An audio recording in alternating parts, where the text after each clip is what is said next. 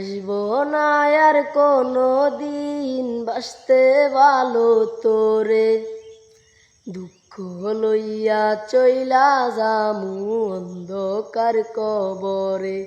আসসালামু আলাইকুম ভিউয়ার্স, আশা করি সকলেই ভালো আছেন। আজকে আমরা একটি গান পরিবেশন করব। তো দেখতে পাচ্ছেন আমাদের সামনে একজন ছেলে বসে আছে, তার নাম হচ্ছে সারোয়ার নাজির। দেখতে তাকে মায়াবী লাগছে। আসসালামু আলাইকুম।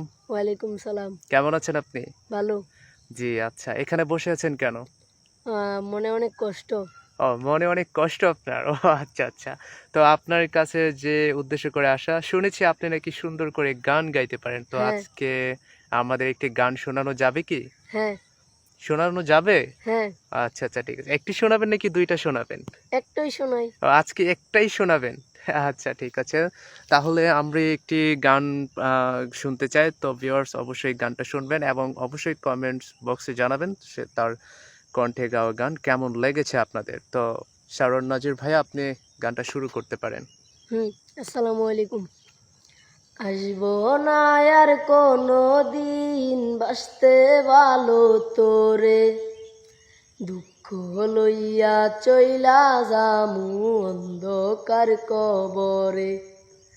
কাঁদবে আমার মা বাবা, কাঁদবে প্রতিবেশী, আমার জন্য কাঁদবি না তুই, হাসবি সুখের হাসি।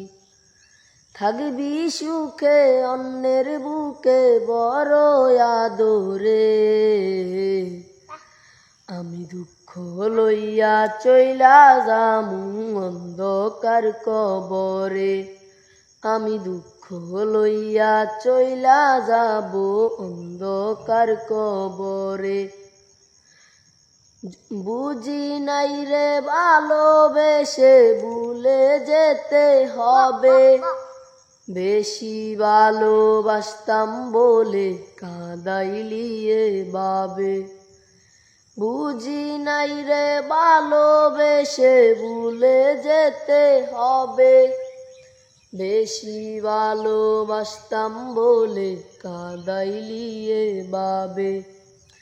সরল পাইয়া মারলি চুরি আমার অন্তরে, আমি দুঃখ লইয়া চইলা যামু অন্ধকার কবরে। আমি দুঃখ লইয়া চইলা যামু অন্ধকার কবরে।